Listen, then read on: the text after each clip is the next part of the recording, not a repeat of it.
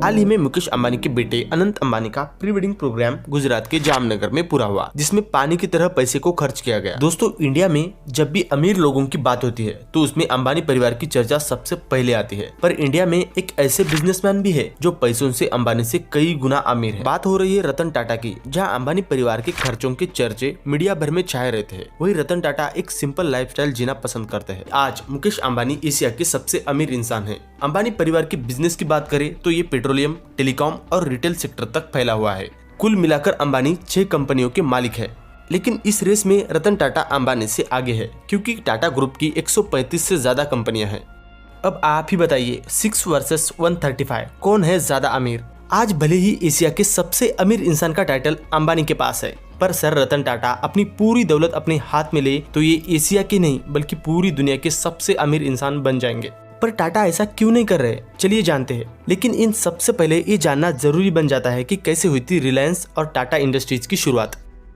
Tata group Bharat का सबसे पुराना और बड़ा नाम है, जिनका निर्माण जमशेदजी टाटा ने सन 1868 में किया था, जब उन्होंने अपना ग्रेजुएशन बॉम्बे से पूरा किया और जमा किए हुए 21,000 रुपयों के साथ शुरू किया एक टेक्सटाइल ट्रेडिंग का बिजनेस। इसके बाद जैसे जैसे उनका बिजनेस बढ़ता गया और उन्होंने नागपुर में खुद की पहली टेक्सटाइल मिल शुरू की। इसके बाद से उनका प्रॉफिट बढ़ता ही गया। जब 1904 में उनका देहांत हुआ तब उनके बेटे दोराबजी टाटा ने अपने पिता के सपनों को पूरा किया और इंडिया में इंडियन इंस्टीट्यूट ऑफ साइंस की स्थापना की। इनके निधन के बाद 1938 में जहांगीर टाटा टाटा ग्रुप के अध्यक्ष बने, जिन्हें हम JRD टाटा के नाम से जानते हैं।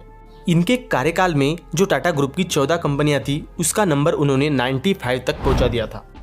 और इनके बाद इस जिम्मेदारी को अच्छे से निभाया सर रतन टाटा ने और टाटा ग्रुप को आगे बढ़ाया। इसी वजह से आज टाटा ग्रुप की 135 से ज्यादा कंपनियां हैं।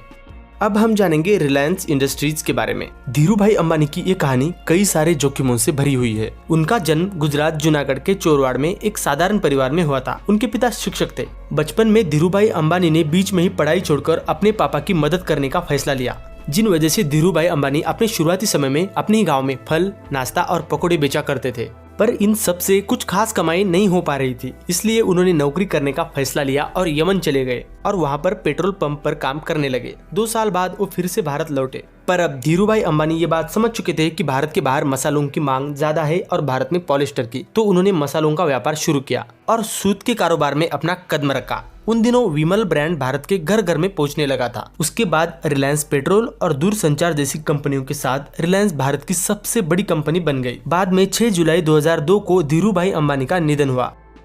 उसके कुछ साल बाद ही उनके 2 बेटे मुकेश और अनिल अंबानी के बीच उनके बिजनेस को बांट दिया गया।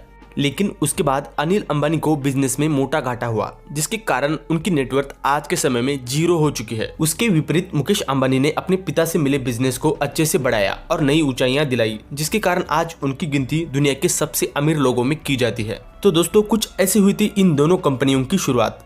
आज के समय में रतन टाटा और मुकेश अंबानी की नेटवर्थ की बात करें तो अंबानी की नेटवर्थ आज के समय में यानी मार्च 2024 में $117 बिलियन है, जबकि टाटा ग्रुप की 135 से ज्यादा कंपनियां होकर भी टाटा की नेटवर्थ अंबानी से काफी कम है, क्योंकि रतन टाटा टाटा ग्रुप में सिर्फ 1% से कम शेयर्स के मालिक है, जबकि उनके कंपनी के 66% से ज्यादा के शेयर्स उनके ही कंपनी के अलग अलग ट्रस्ट के नाम पर है, जैसे कि sir Ratan Tata trust, Dorabji Tata trust और टाटा ट्रस्ट, जो इंडिया के एजुकेशनल, हेल्थ और एग्रीकल्चर सेक्टर में काम करता है। आखिर में यही कहेंगे कि अगर रतन टाटा अपने सभी शेयर्स अपने हाथ में ले तो ये भी बन जाएंगे एशिया के सबसे अमीर इंसान। तो दोस्तों, इस पर आपको क्या लगता है नीचे कमेंट करके जरूर बताइए। अगर वीडियो अच्छा लगे तो लाइक करें, अपने दोस्तों के साथ शेयर करें और चैनल को सब्सक्राइब करना ना भूलें।